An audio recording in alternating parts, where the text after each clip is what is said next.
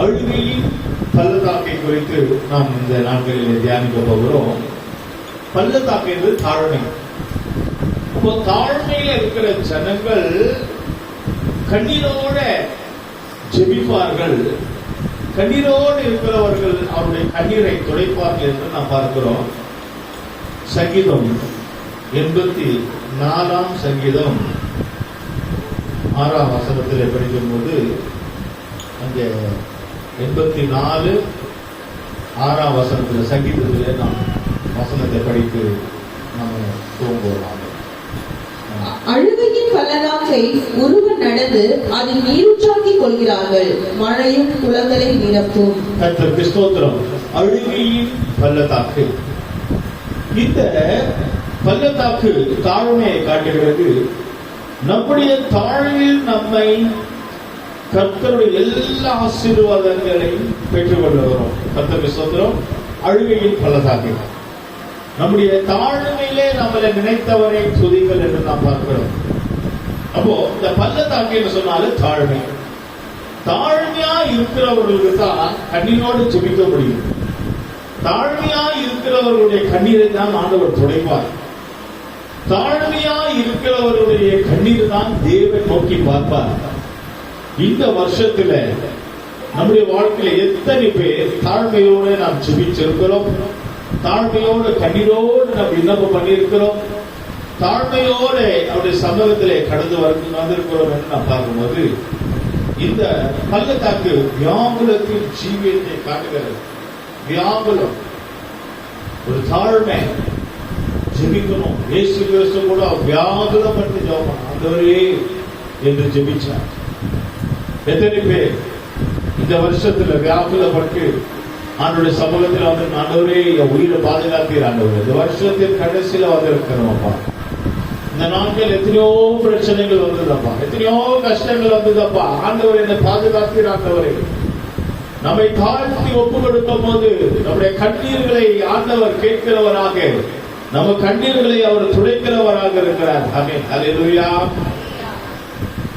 அப்போ நம்ம ஜெபிக்கிற ஒரு அனுபவத்தை காட்டுகிறது. தாழ்மையோடு ஜெபிக்கிறவருடைய ஜெபத்தை கேட்கிறார். இந்த வேதத்தில் நாம் படிக்கிறோம் சங்கீத புஸ்தகம் 84 சங்கீதம். அதுல நாம் பார்க்கும்போது 4 வசனத்திலே உம்முடைய வீட்டிலே வாசமாக இருக்கிறவர்கள் பாக்கியவான்கள், அவர்கள் எப்போதும் துதிப்பார்கள். 84:4 கர்த்தருடைய வீட்டிலே யார் வருகிறார்களோ, கர்த்தருடைய சபைக்கு யார் வருகிறார்களோ அவர்களுடைய ஜெபத்தை தேவன் கேட்கிறார். அவர்கள் பாக்கியவான்களாக இருக்கிறார்கள் என்று பார்க்கிறோம். உம்முடைய வீட்டில் வாசமா இருக்கிறவர்கள் பாக்கியவான்கள், அவர்கள் எப்பொழுதும் உம்மை துதித்துக் கொண்டிருப்பார்கள். முதலாவதாக நாம் தேவனுடைய வீட்டிலே வாசமாக இருக்க வேண்டும். நம்முடைய வீட்டிலே வாசமாக இருக்கிறவர்கள் பாக்கியவான். அப்போ நம் கர்த்தருடைய வீட்டிலே எப்போது நாம் ஒரு ஆவிக்குரிய நிலவரத்தில் நாம் இருக்க வேண்டும். எங்கெங்கயோ போகிறோம், எங்கெங்கயோ வருகிறோம், அவர்களை பாக்கியவான்கள் என்று சொல்ல முடியாது. கர்த்தருடைய வீட்டிலே வாசமாக இருக்கிறவர்கள் பாக்கியவான்கள். இந்த வருஷம் வரைக்கும் ஆண்டவருடைய வீட்டில் இருக்க வச்சாரா? இந்த வருஷம் முழுவதும் கர்த்தருடைய வீட்டில் இருக்க ஆண்டவர் நமக்கு உதவி செய்தாரா? எத்தனையோ பேர் வருகிறார்கள், எத்தனையோ பேர் போகிறார்கள் கர்த்தருடைய வீட்டுக்கு. கர்த்தருடைய சபைக்கு எத்தனையோ பேர் வருகிறார்கள், எத்தனையோ பேர் போகிறார்கள். வருகிறவர்கள் போகிறவர்கள் அதை விடும். நம்ம அவருடைய சமூகத்தில் இருக்கிறோமா? ஒரு மண்டபத்தில் பாத்தீங்கன்னா அண்ணா சத்திர மண்டபம் ஒன்று இருக்கு. எவ்வளவு பேர் அதுல வராங்க, எவ்வளவு பேர் போறாங்க. பங்கன் நடக்கும், பங்கன்காரங்க வருவாங்க போவாங்க. பங்கன் நடக்கும் போது எதிர்க்க சாராய கடைக்காரன் கூட அவங்களுக்கு பிடிச்சிட்டு உள்ள வந்து சாப்பிட்டு போவாங்க. யார் என்னன்னு தெரியாது. அப்போ வருவாங்க போவாங்க. நிலைத்திருக்கிறது யாரு? அது போலதான் தேவனுடைய வீட்டிலே வருவார்கள் போவார்கள். சபை என்று சொல்லும் போது சபையில வருவாங்க போவாங்க. இப்ப சபையில நிலைத்திருக்கிறது யார்? கர்த்தருடைய வீட்டிலே நிலைத்திருக்கிறது யார்? கர்த்தருடைய வீட்டிலே காத்திருக்கிறது யார் என்று சொன்னால் பாக்கியவான்கள். நீங்களும் நானும் இன்றைக்கு பாக்கியவான்களாக இருக்கிறோம். ஹல்லேலூயா. கர்த்தருடைய வீட்டிலே நிலைத்திருப்பது ஒரு பெரிய விஷயம். கர்த்தருடைய வீட்டிலே நிறைய பேர் வருவாங்க, வேலை செய்வாங்க. கர்த்தருடைய வீட்டுக்கு வருவாங்க, எல்லாம் செய்வாங்க, பண்ணுவாங்க, எல்லாம் இருப்பாங்க, எல்லாம் பண்ணுவாங்க, போயிடுவாங்க. ஆனால் கர்த்தருடைய வீட்டிலே நிலைத்திருப்பவர்கள், கர்த்தருடைய வீட்டிலே வாசமாக இருக்கிறவர்கள் பாக்கியவான்கள். நம்முடைய சொந்தக்காரர்கள், உறவினர்கள் பாருங்க, நம்ம வீட்டுக்கு வருவாங்க, ரொம்ப அன்பா வருவாங்க, கட்டி பிடிப்பாங்க, ஹக் பண்ணுவாங்க, பழம் கொண்டு வருவாங்க, ஸ்வீட் கொண்டு வருவாங்க, நம்ம கூட இருப்பாங்க, படுப்பாங்க, தூங்குவாங்க, கதை பேசுவாங்க, எல்லாம் ஜாலியா இருப்பாங்க. 2 நாள் இருப்பாங்க, 3ஆவது நாள் அவங்க போயிடுவாங்க. நம்ம தான் நம்ம வீட்டுல இருப்போம், அப்படிதானே? நம்ம தான் நம்ம வீட்டுல இருப்போம், அதுதான் அவங்க ஜாலியா இருந்து போயிடுவாங்க. இதே போலதான் கர்த்தருடைய வீட்டிலே, கர்த்தருடைய சபையிலே எல்லாரும் வருவாங்க, போவாங்க, ஜாலியா இருப்பாங்க, சந்தோஷமா இருப்பாங்க, வேலை செய்வாங்க, எல்லாம் பண்ணுவாங்க, காணிக்கை கொடுப்பாங்க, எல்லாம் இருப்பாங்க. ஆனா கர்த்தருடைய வீட்டில் நிலைத்திருக்கிறவர்கள் யார்? கர்த்தருடைய வீட்டிலே காத்திருக்கிறவர்கள் யார்? அவர்கள் தான் பாக்கியவான்கள். அல்லேலூயா. அப்ப இந்த பாக்கியவான்களாக நாம ஏன் இருக்க முடியும் என்று சொன்னால், எல்லாரும் சபையில ஆண்டவருடைய வீட்டில் இருக்க முடியாது. இந்த வருஷத்தின் கடைசியில நீங்களும் நானும் இருக்கிறோம். இந்த வருஷத்தின் கடைசியில நீங்களும் நானும் இருக்கிறோம். ஏன் நம்ம இருக்கோம் தெரியுமா? வசனம் என்ன சொல்ல தெரியுமா? பாக்கியவான்களாக வருகிறவர்கள் போகிறவர்களாக இருந்தால் போதாது, கர்த்தருடைய வீட்டிலே, சபையிலே எப்போதும் துதிக்கிறவர்களாக, எப்போதும் அவர் என்ன செய்யணுமா? துதிக்க வேண்டும். வெள்ளிக்கிழமை ஜெபம் இருக்கு, சனிக்கிழமை இருக்கு, ஞாயிற்றுக்கிழமை இருக்கு. எத்தனை ஜெபத்துக்கு நம்ம அவரை துதிக்கிறோம்? எத்தனை முறை அவரை துதிக்கிறோம்? தாவீது ஒரு நாளைக்கு 7 முறை ஜெபித்தார். நமக்கு ஒரு வாரத்துக்கு 3 ஜெபம் தான் இருக்கு, வெள்ளி, சனி, ஞாயிறு. எத்தனை முறை ஜெபத்துக்கு வருகிறோம்? எத்தனை முறை ஜெபிக்கிறோம்? எத்தனை முறை வீட்டுல துதிக்கிறோம்? அப்படி துதிக்கிறவர்கள் தான் பாக்கியவான்களாய் மாற முடியும் ஒழிய சும்மா வருகிறவர்கள் போகிறவர்கள் எல்லாம் பாக்கியவான்களாய் மாற முடியாது. அப்படி சபையிலே நிலைத்திருக்கவும் முடியாது. கர்த்தருக்கு ஸ்தோத்திரம். கர்த்தருடைய வீட்டிலே எப்பொழுதும் ஆவிக்குள்ளே நிறைந்திருக்க வேண்டும். இன்றைக்கு நீங்க எல்லாரும் ஆவியில நிரம்பினீங்க இல்லையா? இது மாதிரி ஒவ்வொரு வாரமும் நீங்க ஆவியில நிரம்பி இருந்தாதான் வருஷத்துக்கு கடைசி வரைக்கும் இருக்க முடியும். சும்மா வந்து போனாலும் நிக்க முடியாது. கர்த்தருக்கு ஸ்தோத்திரம். அருமையானவர்களே, அப்போ ஆவிக்குள்ளே நிறைந்து கர்த்தருடைய ஆவிக்குள்ளே இருக்கிறவர்கள் தான் வருஷத்தின் கடைசி வரைக்கும் வரும். அப்படிதானே? கர்த்தருடைய ஆவிக்குள்ளே நிறைஞ்சி கர்த்தருடைய வீட்டில் இருக்கு. கர்த்தருடைய வீட்டில் இருக்கிற ஒழுங்கு விஷயம். ஒருத்தர் கோட்டையில வேலை செய்யறார். சிஎம் ஆபீஸ்ல, சீஃப் மினிஸ்டர் ஆபீஸ்ல கோட்டையில ஒருத்தர் வேலை செய்யறார். அவர் எல்லாரும் வீட்டும் அவரே சொல்றாரு, நான் எங்க வேலை செய்ய தெரியுமா? கோட்டையில இருக்கேன். கோட்டையில அவர் ஆபீசரா இருக்கிறாரா, ஐஎஸ்ஆ இருக்கிறாரா, பியூனா இருக்கிறாரோ, என்ன இருக்கிறாரோ அதெல்லாம் அவர் சொல்றது, வேலையை சொல்றது. அவர் என்ன சொல்றாரு? நான் எங்க தெரியுமா? கோட்டையில இருக்கேன். நான் எங்க வேலை செய்யுமா? கோட்டையில வேலை செய்யறேன். யார் கேட்டாலும், யாரை பார்த்தாலும், என்ன கேட்டாலும் நான் கோட்டையில வேலை செய்யறேன். எல்லாரும் ஒரு கெத்தா நான் கோட்டையில இருக்கிறேன், நான் இதை நிச்சயமா கோட்டையில இருக்கோம், நம்ம எதுவும் பிரச்சனை பண்ணி நம்மள அவங்கள மாட்டி விடக்கூடாது. கோட்டையில சிஎம் கூட இருக்காங்க, மினிஸ்டர் கூட இருக்காங்க, கோட்டையில தலைநகரத்தில், தமிழ்நாடு தலைநகரத்தில் இருக்கிறாங்க, சென்னையில் இருக்காங்க. எல்லாரும் பயப்படுவாங்க. இவரும் கெத்தா இருப்பார், நெஞ்ச தூக்கி நடப்பாரு. வருஷங்கள் கடந்தது, திடீர்னு ரிட்டர் ஆயிட்டார். இப்ப கோட்டைக்கு என்ன செய்ய முடியல? போக முடியல. அவர் கோட்டைக்கே போறதில்ல, சிஎம் ஆபீஸ் போறதில்ல, வீட்டுல இருக்காரு. ஒரு பையனை பார்த்து சொல்றாரு, நான் எங்க வேலை செய்யறது? கோட்டையில. அவன் சொல்றாரு, நீதான் கோட்டைக்கே போறது இல்லையே, மதிக்க மாட்டாங்க. நீதான் கோட்டைக்கே போறது இல்லையே, நீ வீட்டுல தானே உட்கார்ந்து இருக்க. நம்ம வீட்டுல உட்கார்ந்தால் நமக்கு மதிப்பு இல்ல, நம்ம வீட்டுல இருந்தோம்னா நமக்கு மரியாதை இல்ல. கர்த்தருடைய வீட்டுல இருந்தால் மதிப்பு, தேவனுடைய வீட்டுல இருந்தால் மரியாதை. தேவனுடைய வீட்டுக்கு வந்து போவனால் சாத்தான் கூட நம்மளை கண்டு பயப்படுவார். ஹல்லேலூயா. ஜனங்களும் பயப்படுவார்கள். இவர்கள் சபைக்கு போகிறவர்கள், இவர்கள் தேவனுடைய வீட்டுக்கு போகிறவர்கள், கர்த்தருடைய வீட்டுக்கு போகிறவர்கள் நம்மளை பார்த்து ஒரு பயம். நான் சொன்னது போல கிறிஸ்துமஸ் ஆராதனைக்கு நாங்கள் ரெடியாகி வந்துவிட்டோம். அப்போது எங்க வீட்டு மேல 3வது மாடியில இருந்து ஒருத்தர் கத்துறாரு. ஐயப்ப மாலை போட்டவர். நான் தலை தூக்கி போனேன். Happy Christmas. ஐயப்ப மாலை போட்டவர் எனக்கு ஹாப்பி கிறிஸ்மஸ் சொல்லுகிறார். நான் எங்க போகிறேன்? சபைக்கு போகிறவனாக. நான் சபைக்கு போகாதவனா இருந்தால் அந்த ஐயப்ப மாலை போட்டவர் அவர் என்ன சொல்வார்? இவரெல்லாம் ஒரு கிறிஸ்துவரா? சபைக்கு போகாம கிறிஸ்துமஸ் அதுவும் வீட்டுல உட்கார்ந்து இருக்கிறாரு. நம்மள ஒரு மாதிரியா பேசுவாங்க, மதிப்பு மரியாதை இருக்காது. சபைக்கு போகிறவர்களுக்கு அவங்க யாரா இருந்தாலும், முஸ்லிமா இருந்தாலும், இந்துவா இருந்தாலும், ஐயப்ப சாமி மாலையை போட்டாலும் அவர்கள் கையெடுத்து நமக்கு happy Christmas praise the Lord சொல்லுவார்கள். ஹalleluya. கையில ஒரு முறை தட்டுவோமாக. அப்ப நம்முடைய கெத்து என்ன தெரியுமா? சபைக்கு போறதுதான் நம்முடைய கெத்து. சபைக்கு போகிறவங்க தான் கெத்து. நெஞ்ச தூண்டிட்டு நடக்க முடியும். கர்த்தர் என்னோட இருக்கிறார், நான் தேவனுடைய வீட்டில் இருக்கிறேன். சிஎம் நம்முடைய சீஃப் மினிஸ்டர் மாதிரி இயேசு கிறிஸ்து கூட இருக்கிறேன். அங்க கோட்டைக்குள்ள போகிறது போல சபைக்குள்ள இருக்கிறேன், கர்த்தருடைய வீட்டில் இருக்கிறேன், கர்த்தருடைய சமூகத்தில் இருக்கிறேன். ஒரு கெத்து இருக்கு நமக்கு. கர்த்தருக்கு ஸ்தோத்திரம். அருமையானவர்களே, நான் பார்க்கும்போது அவர்கள் என்ன செய்வார்கள் என்று சொன்னால், கர்த்தருடைய வீட்டில் இருக்கிறவர்கள் கர்த்தரை துதித்துக் கொண்டே இருப்பார்கள் என்று சங்கீதம் 34 சங்கீதத்தில் நாம் படிக்கிறோம்.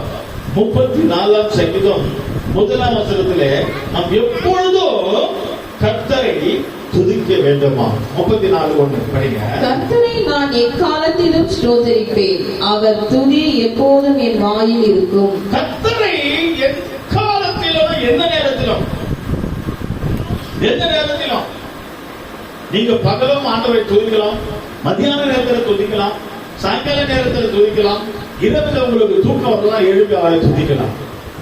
ஓகேங்களா? உங்களுக்கு ஒருவேளை தூக்கம் வரலன்னு நீங்கள் எழுப்பி அவரை துதிக்கலாம். சொல்லுகிறார், தாவீது சொல்றார், எக்காலத்திலோ, எந்த நேரத்திலோ, அதிகாலை, காலை, மத்தியானம், சாயங்காலம், இரவு, நடு ஜாமத்துல எந்த நேரத்தில் கர்த்தரை துதிக்கலாம். அவர் துதியின் வாயில இருக்குமா? எழுப்புற உடனே நம்ம எப்படி எழுப்பணும்? ஸ்தோத்திரம் பண்ணி தான் எழுப்பணும். நம்ம எழுப்பும் போது 2 மணி, 3 மணி, 4 மணி, 5 மணி எப்ப எழுப்பினாலும் என்ன செய்யணும்? வாயில துதி, ஸ்தோத்திரம், ஸ்தோத்திரம், துதி நம்முடைய வாயில. யாராவது பார்த்தா கூட ஸ்தோத்திரம். அவங்க என்ன சொல்லிட்டோம்? குட் மார்னிங் சொல்லிட்டோம், குட் நைட் சொல்லிட்டோம், அவங்க என்ன ஒண்ணு சொல்லிட்டோம். நம்ம என்ன சொல்லுவோம்? Praise the Lord. என்கிட்ட யார் பேசினாலும், யார் எனக்கு போன் பண்ணாலும், அவங்க இந்துவா கூட இருக்கட்டும், ரட்சிக்கப்படாதவங்களா இருக்கட்டும், யாரா இருக்கட்டும், யார் எனக்கு போன் பண்ணாலும் நான் போன் எடுத்த உடனே பிரைஸ் தி லார்ட். பதினோரு தெரியாது பிரைஸ் தி லார்ட்னா என்னன்னு. விசுவாசிகள் தானே தெரியும், பதினோரு தெரியாது. இருந்தாலும் ஏன் வாயில இந்த வார்த்தை praise the Lord, praise the Lord சொல்லுங்க. யாருக்கு நீங்க என்ன வேணும், என்ன செய்யணும்? Praise the Lord. யார் போன் பண்ணாலும் பிரைஸ் தி லார்ட், யார்கிட்ட பேசினாலும் கர்த்தருடைய துதி நம்முடைய வாயில இருக்கும். தான் தேவனுடைய பிள்ளைகள், பாக்கியவான்கள். பாக்கியவான்களுக்கு மட்டும்தான் இந்த வாயில துதி. கர்த்தருடைய வீட்டில இருக்கிறவங்களுக்கு தான் துதி இருக்கும். கர்த்தருடைய வீட்டிலே வாசம் பண்ணுகிறவர்கள் தான் வாயில துதி இருக்கும். ஸ்தோத்திரம் சொல்வது அது ஆசீர்வாதம், எல்லாராலும் சொல்ல முடியாது. ஸ்தோத்திரம் சொல்லி பழகுங்க, பிரைஸ் தி லார்ட் சொல்லி பழகுங்க. யார் போனாலும் ஸ்தோத்திரம் பண்ணுங்க, நல்லது. கர்த்தருடைய துதி எப்போதும் என்னுடைய வாயில் இருக்கும் என்று நாம் பார்க்கிறோம். அதே சங்கீதம் 84 சங்கீதம், அதே 84 சங்கீதத்தில் நாம் படிக்கும்போது 5ஆம் வசனத்தில் அங்க என்ன சொல்லப்பட்டிருக்கு? கண்ணீரின் பள்ளத்தாக்குகள் சொல்லப்படுகிறது போல, இதற்கு பிறகு கண்ணீரோட துதிக்கும் பொழுது தேவ பலன் நமக்கு கிடைக்கிறது என்று பார்க்கிறோம். 84 சங்கீதம் 5. உண்மையிலே பலன் கொள்ளுகிற மனுஷனும் தங்கள் இருதயங்களில் செவ்வையான வழிகளை கொண்டிருக்கிறவர்களும் பாக்கியவான்கள். பாக்கியவான்கள் துதிக்கும் பொழுது, கண்ணீரோட விதத்தை துதிக்கும் போது பாக்கியவான்களாக இருக்கிறோம். அவங்க எப்படியா? உண்மையிலே பலன் கொண்டு. உண்மையிலேனா யாரு? ஏசப்பா. நம்முடைய யாருடைய பலன் நமக்கு வருது? ஏசப்பாவுடைய பலன். உண்மையிலே பலன் கொண்டு தேவ பலனை நமக்கு தருகிறார். ஜெபிக்கிறவங்களுக்கு தேவ பலனை தருகிறார். கண்ணீரோடு ஜெபிக்கிறவங்களுக்கு தேவ பலனை தருகிறார். யாருக்கு தேவ பலன் கிடைக்கிறது? நிறைய பேர் பாத்தீங்கன்னா நிறைய பேசுவாங்க, மணி நேரம் பேசுவாங்க, போன்ல கூட மணி நேரம் பேசுவாங்க, மற்ற நேரத்துல மணி நேரம் பேசுவாங்க, வீட்டுல ரொம்ப நேரம் பேசுவாங்க, 5 நிமிஷம் ஜெபிக்க மாட்டாங்க. பேசி முடிச்ச உடனே பலவீனமா படுத்துருவாங்க. ஐயோ எனக்கு மயக்கமா இருக்கு, எனக்கு தலை வலிக்குது, எனக்கு கை வலிக்குது, எனக்கு அதை முடியல, எனக்கு இதை முடியல. ஏன்? பலன் இல்லை. ஆனால் வாக்கியவான்கள், துதிக்கிறவர்கள், ஜெபிக்கிறவர்கள் தேவ பலனை பெற்றுக் கொள்வார்கள். முடியாம இருப்பாங்க, சனிக்கிழமை இரவு வரைக்கும் தூங்காம இருப்பாங்க. ஐயோ எப்படி ஆராதனை போவது, என்னால முடியலையே, குளிர் எடுக்குங்க, என்னால முடியலையே என்று சனிக்கிழமை நைட் வரைக்கும் சொல்லுவாங்க. காலையில எழுந்து ரெடியாகி வந்துருக்காங்க சபைக்கு. அதுதான் தேவ பலன். அது மனுஷனுடைய பலம் இல்ல, தேவ பலன். தேவ பலனை பெற்றுக் கொள்ளும் போது உண்மையிலே பலன் கொள்ளவர்கள் பாக்கியவான்கள். கர்த்தருடைய பலன் நமக்கு இருக்க வேண்டும். யோசுவா சொல்லுகிறார், அந்நாட்களில் இருந்த பலன் இப்பொழுதும் எனக்கு இருக்கிறது. 40 வயசுல இருந்த பலன் 80வது வயசுல, யோசுவாவுக்கு 80வது வயசுல பலன் இருக்கிறது. 40 வயசுல இருந்த பலன் 80வது வயசுல இருக்கிறது. அப்போ கர்த்தருடைய வீட்டில் வயசானவர்கள் கணக்கு இல்ல. வயசானவர்கள் நடக்க முடியல, முட்டி வலிக்குது, மயக்கமா இருக்கு, எனக்கு ரொம்ப வயசாயிடுச்சு, என்னால முடியல என்று சொல்வதற்கு அல்ல. வயதானாலும் வாலிபத்தில் இருந்த பலன் இப்பொழுது இருக்கு என்று அறிக்கை செய்ய முடியாது. அந்த நாட்கள் இருந்த பலன் இன்றைக்கு இருக்கிறது. அப்பொழுது முழங்கால் போட்ட நான் இப்பொழுது நான் முழங்கால் போட முடியும். அப்ப பைபிள் படித்த நான் இப்பொழுது என்னால படிக்க முடியும். அப்ப நான் ஏறி ஜெபங்களுக்கு வந்தேன், படி ஏறி வந்தேன், இன்றைக்கு என்னால வர முடியும். அந்த நாள் பலன் இன்றைக்கும் இருக்கிறது. கர்த்தர் நம்மளை பலனாக மாற்றுகிறார். கழுகு பாருங்கள், கழுகுக்கு வயதாகும். வயதான பிற்பாடு ஒரு கண்மறையிலே ஓரத்தில் ஒரு இடத்துல இருக்கும். சிறகுகள்லாம் அதை கொட்டிவிடும். கொஞ்ச நாள் பொறுத்து மீண்டும் அந்த சிறகுகள் முளைக்கும், மீண்டும் பறந்து வரும். கர்த்தருக்கு ஸ்தோத்திரம். பெனிக்ஸ், ஈகிள், கழுகு இதெல்லாம் பாத்தீங்கன்னா அதுக்கு சீக்கிரம் வயசு ஆகாது, ரொம்ப வருஷமா இருக்கும். சாகிற நேரத்தில் இருக்கும். பெனிக்ஸ் என்னன்னா சாகிற நேரத்தில் இருக்கும், மீண்டும் வாலிப வயதாகும். இதெல்லாம் பைபிள்ல இருக்கிறது. சாகிற நேரத்தில் இருந்தாலும் கர்த்தரை துதிக்கும் போது, கர்த்தரை ஜெபிக்கும் போது ஆதி நாட்களில் இருந்த பலனை இப்பொழுது தேவன் கொடுத்து விடுவார். ஹல்லேலூயா. கர்த்தருக்கு ஸ்தோத்திரம். அருமையானவர்களே, தேவ பலனை நமக்கு தருகிறார். அங்கே 46ஆம் சங்கீதம் 1ஆம் வசனத்தில் படிக்கும்போது கர்த்தர் நம்முடைய பலனாக இருக்கிறார். கர்த்தர் நம்முடைய பலனாக இருக்கிறார். சங்கீதம் 46:1 படிப்போம். தேவன் நமக்கு அடைக்கலமும் பலனும், ஆபத்து காலத்தில் அனுகூலமான துணையுமானவர். கர்த்தருக்கு ஸ்தோத்திரம்.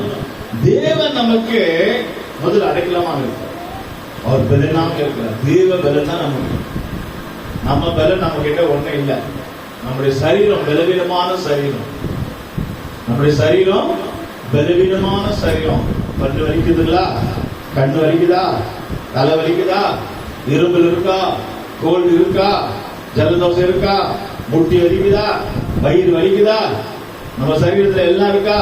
உண்மை, பலவீனம். ஆனா இங்க தாவீது சொல்கிறார், இதெல்லாம் இருந்தாலும் தேவ பலன் என்னோட இருக்கிறது. ஹல்லேலூயா. இதெல்லாம் நீங்க வரும்போது நல்லா வந்தீங்க, பலவீனமா தானே வந்தீங்க.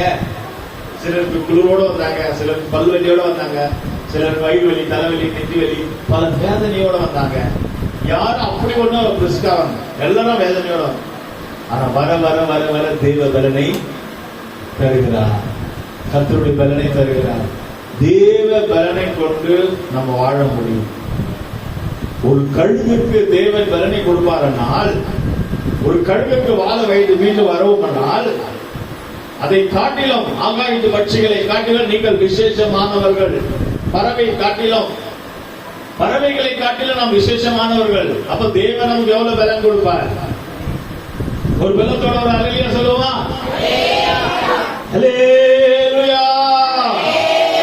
ஒரு பலன் உண்டாக எங்கள் பிரியமானவர் தாவீதுக்கு தேவன் பலனை கொடுத்தார். யுத்த வீரனா இருந்தான், யுத்த புருஷனா இருந்தான், சத்துருவோட போராடினான், சத்துருவை மேற்கொள்ள வேண்டும் என்று சொன்னால், சாத்தானை மேற்கொள்ள வேண்டும் என்று சொன்னால், நாம் யுத்த வீரனா இருக்க வேண்டும், யுத்த புருஷனாக இருக்கணும், தேவ பலனா இருக்க வேண்டும். தேவ பலன் அவன் தான் யுத்தம் பண்ண முடியும், அவன் தான் யுத்தம் செய்ய முடியும். யுத்த வீரன். தாவீது கூட 2 பாடி கேட்டு இருந்தாங்க. இப்பெல்லாம் பாடி கேட்டு இருக்காங்களா? வேற கூட சினிமா நடிகர் அரசியல் வாங்கலாம் கூடவே போறாங்க. அவன் ஒரு ஆள் தான் தூக்கி வீச முடியும். தாவீது கூட 2 பாடி கேட்டு இருந்தான். ஒரு பாடி கொண்டு ஈட்டி ஏவுகிற, ஈட்டியை வச்சு 300 பேரை கொள்வானா. எத்தனை பேரை? 300 பேரை கொள்கிற, 300 பேரை ஒருத்தனை அடிப்பான். பாக்ஸருக்கு மேல, கராத்தாக்கு மேல, பாடி பில்டருக்கு மேல, எல்லாத்துக்கும் மேல ஒருத்தன். தாவீதோட இருக்கிறவன் ஒருத்தன் மாத்திரம் 300 பேர் அடிப்பான். இன்னொருத்தர் இருக்கிறான், அவனும் 300 பேரை வெட்டுவான். 300 பேரை சாவடிக்கிறவன், 300 பேரை கொல்றவன் தாவீது கூட. அப்ப பாத்துங்க, தாவீது சிறிய பையனாக இருந்தான், வாலிபனாக இருந்தான், சௌந்தரியமா இருந்தான், அழகா இருந்தான், படிப்பு இல்ல, ஒண்ணு இல்ல. ஆனால் இந்த தாவீதை கொண்டு பெரிய கோலியாத்தை கொண்டாரே, பெரிய கோலியாத்தை, சாத்தானை கொன்று போட்டாரே. கோலியாத்துடைய நெற்றிலே தாவீது அடித்தான், சாத்தானுடைய நெற்றிலே தாவீதாகிய இயேசு கிறிஸ்து அடித்தார். சிலுவையிலே தொங்கிக் கொண்டிருக்கிறார், ரத்தம் ஒழுகிக் கொண்டிருக்கிறது. முள்குடி அணிந்தவராக, கையில் ஆணி அடிக்கப்பட்டவராக சிலுவையிலே தொங்கினவர். அந்த சிலுவையிலிருந்து இயேசு கிறிஸ்து சர்வத்தினுடைய தலையை நசுக்கினார். அந்த தேவ பலன். அருமையானவர்களே, நாம் உண்மையாகவே கர்த்தரை துதிக்கிறவர்கள், கர்த்தருடைய சமூகத்தில் இருக்கிறவர்கள், ஜெபிக்கிறவர்கள் தான் தேவ பலனை தருவார். ரொம்ப வாய் பேசிட்டு இருந்தா அவங்களுக்கு தான் பலன் இருக்காது. ரொம்ப வாய் பேசுறவங்க ஒரு பிசாசு வேற விடுங்களேன். ஐயோ எனக்கு பயமா இருக்கு. ஜெபிக்கிறவங்களை விடுங்க, பிசாசு ஓட்டுவார்கள். எவ்வளவு பெருமிதமா இருந்தாலும், 60 வயசா இருந்தாலும், 70 வயசா இருந்தாலும். ஏன்னா ஜெபிக்கிறவர்கள், ஜெபத்தில வல்லமை உள்ளவர்கள், ஜெபத்தில பலம் உள்ளவர்கள், ஜெபிக்கிறவர்கள் தான் யுத்தம் பண்ண முடியும். ஜெபிக்கிறவர்கள் தான் யுத்தம் செய்ய முடியும். ஜெபிக்கிறவர்கள் தான் சத்துருவை மேற்கொள்ள முடியும். தாவீது 7 முறை ஜெபித்தான். தாவீது தான் கோலியாத்தை கொன்றான். சாத்தானுடைய திட்டங்களை, சாத்தானுடைய வல்லமைகளை கொல்ல வேண்டும் என்று சொன்னால் தாவீதை போல நாம் ஜெபிக்கிறவர்களாக இருக்க வேண்டும். பிரியமானவர்களே, ஜெபிக்கிறவர்கள் தான் ஆண்டவருடைய நாமம் மகிமைப்படுவதாக. அருமையானவர்களே, எப்போதும் கர்த்தருடைய துதி என் வாயில் இருக்கும். நம்முடைய வாயில ஜெபம் இருந்தால் சாத்தான் நம்ம கிட்ட வரமாட்டான். நம்முடைய வாயில துதி இருந்தால் பிசாசு நம்ம கிட்ட வரமாட்டான். நம்முடைய வாயில ஒருவேளை நம்மளை யாராவது குறை சொல்லட்டும், யாராவது நம்மளை திட்டட்டும், நம்ம ஜெபிப்போம், நம்ம சோதரம் சத்துருவை நேசியுங்கள். உங்களை யாராவது குறை சொல்லட்டும், பரவாயில்ல, நீங்க திருப்பி குறை சொல்லாதீங்க. உங்களை யாராவது ஏதாவது சொல்லட்டும், உங்களை யாராவது ஏதாவது சொல்லட்டும், பரவாயில்ல, நீங்க கண்டு சோதனம் பண்ணிட்டே இருக்க, கர்த்தர் உங்களை பலப்படுத்துவார். சவுல் தாவீதை குறை சொல்லிட்டே இருக்கான். ஆனா தாவீது சவுலை குறை சொல்லலை. தாவீது என்ன பண்ணினான்? துதித்து கொண்டே இருக்கிறான். நாளுக்கு நாள் தாவீது திருப்தி அடைந்து மேல போயிட்டே இருக்கிறான். ஆனா குறை சொல்லுகிற இந்த சவுல் நாளுக்கு நாள் கீழே போயிட்டே இருக்கான். கர்த்தருக்கு ஸ்தோத்திரம். பைபிளா இருக்கட்டும், அரசியல்வாதிகளாக இருக்கட்டும், சினிமா நடிகர்களாக இருக்கட்டும், யாராய்தான் இந்த உலகத்திலே மற்றவர்களுடைய குறைய சொல்லிட்டே இருப்பாங்க. நான் அவர்கள் தோல்வி அடைஞ்சிட்டே இருப்பான், தோல்வி அடைஞ்சிட்டே இருப்பான். மற்றவர்களை குறை சொல்லுகிறோம். அது அரசியலாக கேட்டான், ஆட்சி சரியில்லை, அது சரியில்லை, இது சரியில்லை, இது சரியில்லை, எத்தனை கட்சிக்காரன் அவன் டவுன் ஆகிட்டே தான் இருப்பான். சினிமாவில் அவன் சரியில்லை, இவன் சரியில்லை, அவன் டவுன் ஆகிட்டே தான் இருப்பான். பைபிளே அதுதான். சவுல் என்ன செய்யறான்? தாவீதை குறை சொல்லிட்டே இருக்கான். அவனை அடிக்கணும், தனியா மாட்டினது பண்ணணும், அப்படி இப்படி தாவீதை கொல்லணும், அவனை அடிப்போம், அதை பண்ணணும், இதை பண்ணணும், தாவீது ஏதாவது பண்ணிட்டே இருக்கணும், ஈட்டி எடுத்து குத்தணும், சாவடிச்சு போடணும், பிளான் பண்ணிட்டே இருக்கான். தாவீது மேல போயிட்டே இருக்கான், தாவீது உயர்த்தப்பட்டே இருக்கிறான். சவுல் நாளுக்கு நாள் டவுன் ஆகிட்டே இருக்கான். இது நம்ம விலகிக் கொள்ள வேண்டும். நீங்க உயர்த்தப்படணுமா? யாரை பத்தி நம்ம குறை சொல்ல வேண்டிய அவசியமே இல்லை. பைபிள் தான். தாவீது யாரை பத்தியா சொன்னாரா? சவுல் சரியில்லைன்னு சொன்னாரா? சொல்லலையே. சவுலுக்கு இருந்த அபிஷேகம் சரியில்லை, சவுல் ராஜ்யம் சரியில்லை, சவுல் ஆட்சி சரியில்லை, ஆட்சியில யாருடா? சவுல் இருந்தானே. சவுல் ஆட்சியில தாவீது சொல்லல. ஆனால் சவுல் குறை சொல்லிட்டே இருக்கான். அர்த்தம் என்ன? இயேசுவை பற்றி அநேகர் குறை சொல்லிட்டே இருந்தார்கள். அவங்க அங்கதான் இருந்தாங்க. குறை சொல்லப்பட்ட இயேசு சிலுவையில் உயர்த்தப்பட்டார். ஹல்லேலூயா. அவர் நாளுக்கு நாள் உயர்த்தப்பட்டு கொண்டிருக்கிறார். இயேசு உயர்த்தப்பட்டு கொண்டிருக்கிறார். தாவீது உயர்த்தப்பட்டு கொண்டிருக்கிறார். நம்ம கூட யாராவது சொல்லட்டும், நம்ம கூட மேல போயிட்டே, நம்ம ஏதாவது நமக்கு ஒரு குறைவும் வராது. இந்த வருஷத்துல ஏதாவது குறை வச்சாரா? நிறைவானது வரும்போது குறைவானது போயிடும். உங்க வருமானம் குறைஞ்சுதா? உங்க சம்பளம் குறைஞ்சுதா? உங்க சாப்பாடு குறைஞ்சுதா? உங்க துணிமணி குறைஞ்சுதா? நல்லா ட்ரெஸ் பண்ணாங்க, கிறிஸ்துமத்துக்கு வந்தாங்க பாருங்கப்பா, ஜெக ஜெக ஜெக ஜெக ஜெக. அப்பவே சபை பணக்கார வீட்டு சபை மாதிரி எல்லாமே தக தக தக தகன்னு வந்தாங்க. யார பார்த்தாலும் ஒரு குறையா தெரியல. இவங்கள பாவம் சொல்றதுக்கு யாருமே இல்லை. எல்லாரும் டீப் டாப்பா வந்தாங்க. அப்படி அர்த்தம் என்ன? கிறிஸ்துவுக்குள் நிறைவு, கிறிஸ்துவுக்குள் ஆசீர்வாதம். தேவனை துதிக்கிறவர்களை கர்த்தர் ஆசீர்வதிப்பார். தேவனை துதிக்கிறவர்களுக்கு நல்ல துணி, மணி, ட்ரெஸ், பணம், பொருள், சாப்பாடு எல்லாமே கொடுப்பார். நிறைவானது வரும். சபை கூட பாருங்க, வெயில்ல உட்காந்துட்டு இருந்தாங்க. ஸ்டார்டிங்ல மழையில வெயில்ல உட்காந்துட்டு அந்த அருள்நாதன் பிரதர், அவர் மேல வெயில் அடிச்சுட்டே இருக்கும். பாவம், அவர் மேல வெயில் அடிக்கல. நான் இங்க இருந்து பார்ப்பேன், வெயில்ல உட்காந்துட்டு இருக்கிறாரு. ஐயோ, அவர் சின்ன ஆபரேஷன் பண்ண உடம்பு வச்சு மாத்திரை போடுறாரு, அவர் முடியாதவரு அப்படின்னு யோசனை பண்ணிட்டு இருப்பேன். ஒரு அவருடைய ஜெபத்தை கேட்டு ஆண்டவர் அங்கேயும் கட்டிட்டார் பில்டிங்க. வெயில கூப்பிட்டா கூட வரப்பட்டது, அந்த பக்கம் போயிடுது. கர்த்தருக்கு சோத்திரம். ஏதாவது குறை வச்சாருங்களா? ஒரு வெயில் கூட ஒரு மேல படாத அளவுக்கு மாத்திர. உங்களுக்கு ஏதாவது குறை வச்சாரா? ஆண்டவர் குறை வச்சாரா? சாப்பாடு இல்லாம இருந்தீங்களா? இந்த வருஷத்துல ட்ரெஸ் இல்லாம இருந்தீங்களா? பணம் இல்லாம இருந்தீங்களா? உங்க வீட்டுல சமையல் செய்யாம இருந்தீங்களா? மளிகை சாமான் குறைவா இருந்துச்சா? என்ன இருந்துச்சு உங்களுக்கு? வண்டி வந்து பெட்ரோல் போடாம இருந்தீங்களா? கையில காசு இல்லாம இருந்தீங்களா? ஏதாவது குறை இருந்துச்சா? இல்ல. நிறைவு வரும்போது குறைவு போயிடுச்சு. கர்த்தர் நிறைவு இந்த வருஷத்தின் கடைசியில நிறைவை கொடுத்திருக்கிறார். கைகளை தட்டி ஆண்டவர் நாமத்தை மகிமைப்படுத்துவோம். அருமையானவர்களே, உங்களுக்கு ஏதாவது ஒரு குறை இருந்துச்சுன்னா அவரு ஆண்டவர் பார்த்துட்டே இருப்பாரு. உங்களுக்கு என்ன வேணும்ன்றத பிளான் பண்ணிட்டே இருப்பாரு. உங்க அப்பா அம்மா கூட நினைக்க மாட்டாங்க உங்களுக்கு என்ன கொடுக்கணும் செய்யணும்னு. உங்க தாய் தகப்பன் கூட நினைக்க மாட்டாங்க, அவங்க தூங்கிடுவாங்க. ஆனால் ஆண்டவர் தூங்காம, இஸ்ரவேலின் தேவன் தூங்காம உங்களுக்கு என்ன கொடுக்கணும், உங்களுக்கு என்ன செய்யணும், உங்களுக்கு என்ன சாப்பாடு கொடுக்கணும், உங்களுக்கு என்ன சுகபலனை தரணும், உங்களுக்கு எப்போ பணம் கொடுக்கணும், எப்போ பொருள் கொடுக்கணும், அவர் பிளான் பண்ணிட்டே இருப்பார், பார்த்துட்டே இருப்பார். ஆனா எல்லாருக்கும் கொடுக்க மாட்டார். சபையில் வர எல்லாருக்கும் கொடுக்க மாட்டார். யாருக்கு கொடுப்பாரு? வாயில துதி இருக்கிறவர்கள், அவர்களுக்கு தான் தேவன் கொடுப்பார். பலன் மேல பலன் அடைந்து கர்த்தருக்கு ஸ்தோத்திரம். அருமையானவர்களே, தேவ பலன் மேல் பலன் அடைய வேண்டும். கோலியாத்து பாருங்க, பெருமையா பேசுறோம். என்ன பெரியாரா? தாவீது குட்டியா இருக்கிறான், நீ என்ன பண்ற? தேவனை தூசிக்கிறான். வா பார்த்துடலாம், பார்க்கலாம், வா கூப்பிடுகிறார். தாவீது எதை சொன்னானா? தாவீது ஒண்ணு சொல்லல, கர்த்தருடைய நாமத்தை கொண்டு வருகிறேன். கர்த்தருடைய நாமத்தை தான் சொன்னான், எதுவுமே சொல்ல. ஆனா கோலியாத்து அனாவசியமா பேசுறான், தேவையில்லாத வார்த்தை பேசுகிறான், தப்பா பேசுகிறான். கடைசியில விழுந்தது கோலியாத்து. கர்த்தருக்கு ஸ்தோத்திரம். உங்களை யாராவது தப்பா பேசுகிறாங்களா? உங்களை யாராவது குறை சொல்லுறாங்களா? உங்களை கேவலமா பேசுறாங்களா?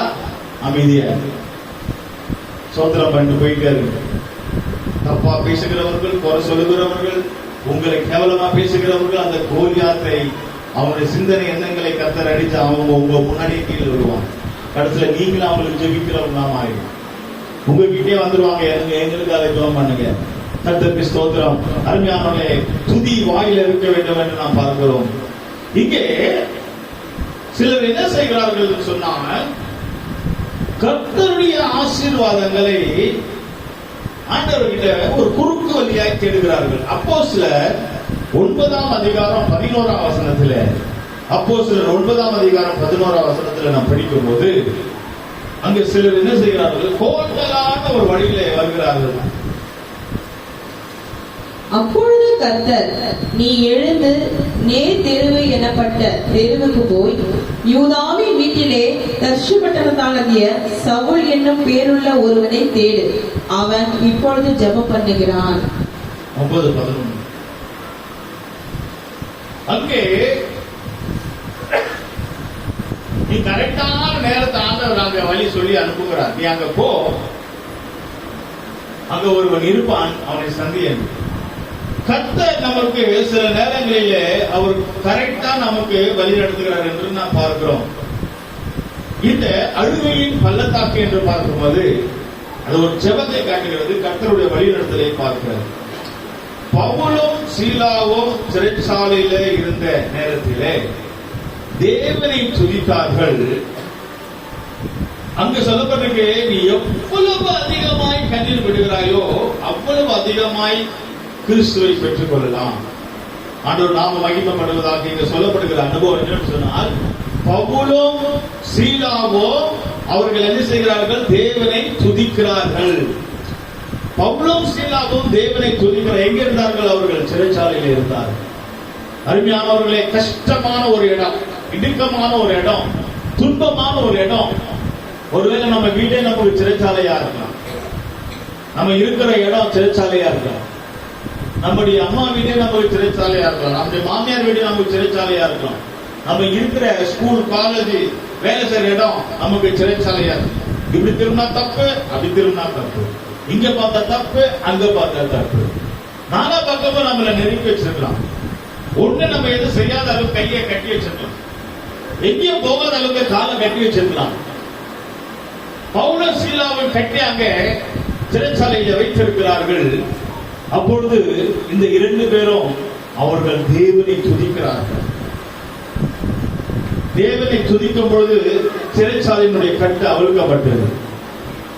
நீங்க எந்த இடத்துல இருந்தாலும், உங்க வீட்டுல இருந்தாலும், வேலை ஸ்தலத்துல இருந்தாலும், நீங்கள் முறுமுறுக்காம, நீங்க குறை சொல்லாம இருக்கிற இடத்துல இருக்கும் போது நீங்கள் ஆண்டவரை துதித்துக் கொண்டு ஜெபத்தில் இருந்து கொண்டே இருந்து பாருங்கள். எந்த இடத்துல இருந்தாலும் தேவன் உங்க கட்டுகள் அவிழ்த்து விடுவார். அல்லேலூயா. அருமையானவர்களே, பவுலும் சீலாவும் சிறைச்சாலையில் இருக்கும் போது அவர்கள் ஜெபிக்க ஆரம்பித்தார்கள், துதித்தார்கள், கட்டுகள் அவிழ்க்கப்பட்டது. உங்களுக்கு பலவீனமா இருக்கா, கஷ்டமாக இருக்கா, உங்க பிள்ளைகள் உடம்பு முடியலையா, நீங்கள் ஜெபம் பண்ணி பாருங்கள். உங்க வீட்டுல பிரச்சனையா, உங்க குடும்பத்துல பிரச்சனையா, நீங்கள் ஜெபம் பண்ணுங்கள். சத்துரு போராட்டமா, சாத்தான் போராட்டமா, கையில சம்பாதிக்கிற பணம் நிக்கலையா, கையில ஒரு 100 ரூபாய் தங்க மாட்டுதா, நீங்கள் ஜெபம் பண்ணி ஆண்டவரை துதிங்கள். சம்பளம் வாங்கும்போது ஆண்டவரே என் சம்பளத்தை ஆசீர்வதியும் சொல்லுங்க. தேவையில்லாத செலவுகள் வராது, குறைவுகள் வராது. நிறைவு வரும்போது குறைவுகள் போயிடும். கர்த்தருக்கு ஸ்தோத்திரம். நமக்கு முன்பாக ஒரு புதிய வருஷம் காத்துக் கொண்டிருக்கிறது. 2026ஆம் ஆண்டு நமக்காக காத்துக் கொண்டிருக்கிறது. 2-3 நாள் தான் இருக்கிறது. ஒரு புது வருஷத்துல ஒரு புதிய லக்கை பெற வேண்டும், புதிய ஆசீர்வாதங்களை பெற வேண்டும், புதிய அனுபவங்களை பெற வேண்டும், வரங்கள் கிருபைகளை பெற வேண்டும், கர்த்தருடைய ஆசீர்வாதங்களை பெற்றுக் கொள்ள வேண்டும், அபிஷேகம் வல்லமை கிருபைகளை பெற்றுக் கொள்ள வேண்டும். ஜெபிக்கும் போது கர்த்தர் விடுதலை தருவார். ஒரு நமக்கு விடுதலை தருவார், நம்ம யாருக்கு ஜெபிக்கிறோமோ அவங்களுக்கு விடுதலை தருவார். இந்த வருஷத்துல நீங்க எத்தனை பேருக்கு ஜெபம் பண்ணி இருக்கிறீங்க? இந்த வருஷத்துல நீங்க எத்தனை பேர் இங்க ஆத்மா கொண்டு வந்தீங்க? இந்த வருஷத்துல உங்க மூலமா எத்தனை பேர் சபைக்கு வந்தாங்க? உன்னால சபை விட்டு போனாங்களா ஜனங்க, அல்லது உன்னால சபைக்கு வந்தாங்களா? கர்த்தருடைய வீட்டை விட்டு போனார்களா, அல்லது உன்னால கர்த்தருடைய வீட்டை தேடி வந்தார்களா? நீ காரணமா இருந்தியா? பவுலும் சீலாவும் ஜெபிக்கும் போது கட்டுகள் அவிழ்க்கப்பட்டது. உன்னால உன் குடும்பம் வந்ததா? உன்னால உன் பிள்ளைங்க வந்தாங்களா? உன்னால உன் கணவன் வந்தானா? உன்னால உன் பக்கத்து வீட்டுக்காரங்க, உன் நண்பர்கள் தேவனை தேடி வந்தார்களா? நீங்கள் ஜெபித்தீர்களா? உங்க நண்பர்களுக்காக ஜெபித்தீர்களா? உங்க தாய் தகப்பனுக்காக, உங்க பிள்ளைகளுக்காக, உன் சகோதர சகோதரிகளுக்காக, சபை விசுவாசிகளுக்காக எத்தனை பேர் ஜெபம் பண்ணீங்க? பவுலும் சீலாவும் ஜெபித்தார்கள். கட்டு அவிழ்க்கப்பட்டது. கர்த்தர் அற்புதங்களை செய்தார். என் புருஷன் சரியில்லை, என் மனைவி சரியில்லை, என் அண்ணன் தம்பி சரியில்லை, என் குடும்பம் சரியில்லை, வேலை இல்ல, வருமானம் இல்ல, சம்பளம் இல்ல, வீடு வாட்டை கட்ட முடியல, கரண்ட் பில் கட்ட முடியல, வண்டி இல்ல, போன் இல்ல, எத்தனை குறை சொல்றோம். நீ ஒரு நாளாவது ஜெபம் பண்ணியா? ஆண்டவரே எனக்கு போன் இல்ல ஜெபம் பண்ணியா? சந்திக்க வேண்டும் ஜெபம் பண்ணியா? எனக்கு வேலை கிடைக்கணும்னு ஜெபம் பண்ணியா? என் வருமானத்தை ஆசீர்வதிக்க சொல்லி ஜெபம் பண்ணியா? இல்ல இல்ல இல்ல இல்ல இல்ல இல்ல இல்ல என்று குறை சொல்லிட்டே இருக்கிறியே. யாரோ எனக்கு எதுவும் பண்ணிட்டாங்க, யாரோ எனக்கு எதுவும் பண்ணி, யார் என்ன ஒன்னாலும் பண்ணிட்டாங்க. பவுல் சீலாவை கொண்டு போய் ஜெயில போட்டாங்க இல்லையா? யார் என்ன ஒன்னாலும் பண்ணிட்டோம். அவங்க என்ன செய்தாங்களாம்? ஜெபித்தார்கள். ஜெபிக்கும் போது கட்ட அவிழ்க்கப்பட்டது. நம்ம யார் என்ன நம்ம யார் என்ன பண்ணிட்டோம், மந்திரம் பண்ணிட்டோம், செய்வன பண்ணிட்டோம், என்ன பண்ணிட்டோம். நம்ம ஜெபிக்கிறவர்களாக இருந்தால் எல்லாம் கட்ட அவிழ்ந்துடும். கண்ணீரின் பள்ளத்தாக்கு. எத்தனை முறை நீ கண்ணீர் விட்டிருப்பாய்? இயேசுவுக்காக கண்ணீர் விட்டுகிறாயா? அருமையான சகோதரனே, சகோதரியே, உன் மனைவி உன்னை பேசிட்டான்னு சொல்லி அழுதாயே, உன் புருஷன் காசு கொடுக்கலன்னு சொல்லி அழுதாயே, உன் சகோதரன் சகோதரி பேசலன்னு சொல்லி அழுதாயே, உன் நண்பர்கள் உன் போன் எடுக்கலன்னு சொல்லி அழுதாயே, உனக்கு வேலை இல்லைன்னு சொல்லி அழுதாயே, கையில காசு இல்லைன்னு சொல்லி அழுதாயே, உங்க அப்பா அம்மா ரீசார்ஜ் பண்ணல, போனுக்கு சார்ஜ் பண்ண சொல்லி அழுதாயே. எத்தனை முறை நீ அழுதிருக்கிறாய்? ஒரு முறையாவது உன் கண்ணீரை இயேசுவுக்காக நீ அழுதாயா? உன் கண்ணீரை பரலோகத்துக்காக சிந்தினாயா? அழிந்து போன ஆத்துமாக்களுக்காக நீ கண்ணீர் விட்டாயா? சபைக்காக நீ கண்ணீர் விட்டாயா? இயேசு சீக்கிரம் வரப்போகிறார், அவருடைய அருகில் காணப்பட வேண்டும் என்று கண்ணீர் விட்டாயா? முழு குடும்பமும் சபைக்கு வர வேண்டும் என்று நீ கண்ணீர் விட்டாயா? கண்ணீரின் பள்ளத்தாக்கு. உன் கண்ணீரை ஏன் தேவையில்லாத வீணாய் செலவு பண்ணுகிறாய்? உன் கண்ணீரை வேஸ்ட் பண்ணுகிறாய். எல்லாத்துக்குமே நீ அழுது கொண்டிருக்கிறாய். எல்லாத்துக்குமே நீ அழுது கொண்டிருக்கிறாய். இயேசுவுக்காக நீ அழுதாயா? சபைக்காக நீ அழுதாயா? பாவத்தில் கட்டப்பட்டிருக்கிற ஜனங்களுக்காக அழுதாயா? பிசாசு கட்டப்பட்டிருக்கிற ஜனங்களுக்காக அழுதாயா? உன் கண்ணீரை யாருக்காக செலவிடுகிறாய்? கண்ணீரோடு விதைக்கிறவன் கம்பீரத்தோடு அறுப்பான். இந்த வருஷத்துல வந்திருக்கிற நீ எத்தனையோ கண்ணீர் விட்டு இருக்கிறாய். இன்றைக்கு இயேசுவுக்காக கண்ணீர் விடுவாயாக. இயேசு கண்ணீர் விட்டார், லாசருவே வெளியே வா என்று சொன்னார். இயேசு கண்ணீர் விட்ட பிற்பாடு லாசரு பள்ளத்திலிருந்து கல்லறையிலிருந்து வெளியே வந்தார். இன்றைக்கு ஆண்டவர் அசுத்தாவிலிருந்து உன்னை விடுதலையாக்கும்படியாய், பாவத்திலிருந்து உன்னை விடுதலையாக்கும்படியாய் இயேசு கண்ணீர் விடுகிறார். உன் பிள்ளைகளுக்காக நீ கண்ணீர் விடுகிறாயா? என் பிள்ளைங்க சரியில்லைன்னு குறை சொல்லுகிறாய். உன் பிள்ளைகளுக்காக நீ கண்ணீர் விடுகிறாயா? உன் குடும்பத்துக்காக நீ கண்ணீர் விடுகிறாயா? சபைக்காக கண்ணீர் விடுகிறாயா? எத்தனை முறை நீ சபையை குறை சொல்லுவ? சபை அப்படி இப்படின்னு சொல்கிறாய். சபைக்கு வருகிறவர்களை குறை சொல்லுகிறாய். ஒரு விசுவாசி மற்றும் விசுவாசி பார்த்து குறை சொல்கிறாய். அந்த விசுவாசிக்காக நீ கண்ணீர் விட்டாயா? சபைக்காக நீ கண்ணீர் விட்டாயா? கர்த்தருக்காக நீ கண்ணீர் விட்டாயா? ஆண்டவரே, எனக்கு ஒரு நல்ல சபையை கொடுத்தீர் ஆண்டவரே, எங்களுக்கு நல்ல ஒரு ஊழியக்காரனை கொடுத்தீர் ஆண்டவரே, நீ கண்ணீர் விட்டாயா? உன் ஊழியக்காரனுக்காக நீ கண்ணீர் விட்டாயா? நீ ஜெபித்தாயா? உன் கண்ணீரை எதற்காக நீ செலவு பண்ணுகிறாய்? அழுகையின் பள்ளத்தாக்கு.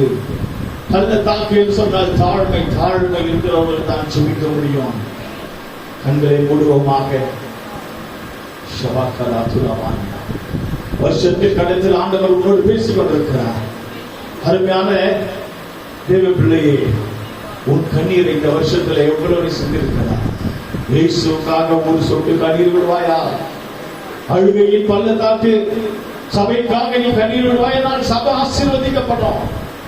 அழிந்து போற ஆத்மாக்களுக்காக நீ கண்ணீர் விடுவாயானால் உன் மூலமாய் ஜனங்கள் ரட்சிக்கப்படுவார்கள். உன் மூலமாக சபைக்கு வந்தாங்களா யாராவது? உன் மூலமாக ஞானஸ்தானம் எடுத்தாங்களா? உன் மூலமாக அபிஷேகம் பெற்றாங்களா? உன் மூலமாக ஒரு ஊழியம் நடக்கிறதா? நீ ஊழியத்துக்கு பிரோஜனமா இருக்கிறாயா? சபையில ஒரு கல்லாய் தூணாய் இருக்கிறாயா? ஆண்டவர் உனக்கு எதுக்கு சபை கொண்டு வந்தார்? கர்த்தருடைய வீட்டுக்கு எதுக்கு கொண்டு வந்தார்? கர்த்தருடைய சபையில ஏன் உன்னை வைத்திருக்கிறார்? நீ கர்த்தரை துதிக்கும்படியாக, தேவனை துதிக்கும்படியாக தான் தேவனை கொண்டு வந்து சபையில வைத்திருக்கிறார். ஜெபிப்போமாக. ஆண்டவரே, தாவீது போல ஜெபத்தினாலே தாரம் ஆண்டவரே. யோசேப்பு பள்ளத்தில் இருக்கும்போது ஜெபத்தினால் அவனை தூக்கி விடப்பட்டான். தானியேல் சிங்கத்தில் இருந்து அவன் ஜெபித்துக் கொண்டிருக்கும் போது தானியேலை கர்த்தரே பாதுகாத்தார். இஸ்ரவேல் ஜனங்கள் மோசே கூட போகும்போது செங்கடல் பிளந்தது.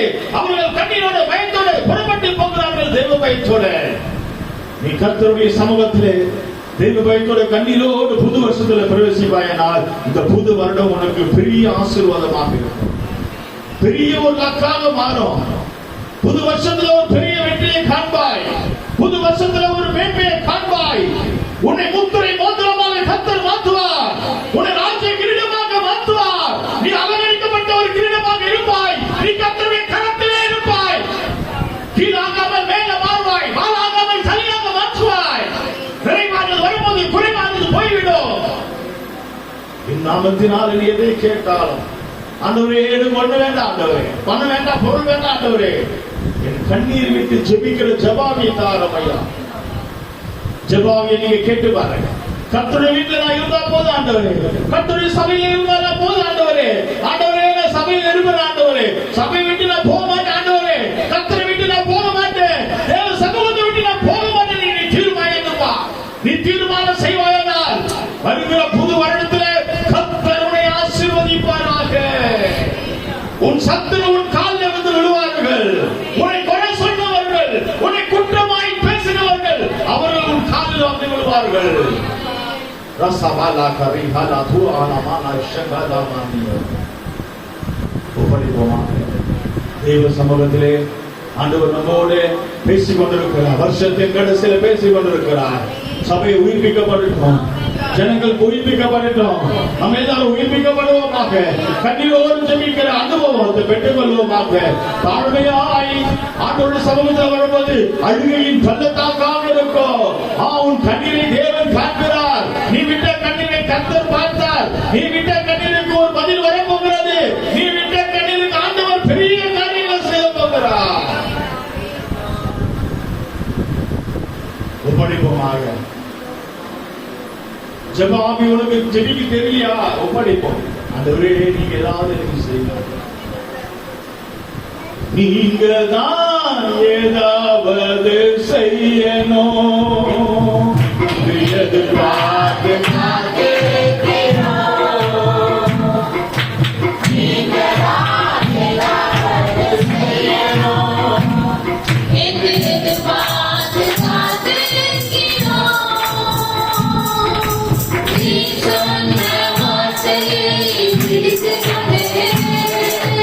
நீ சொன்ன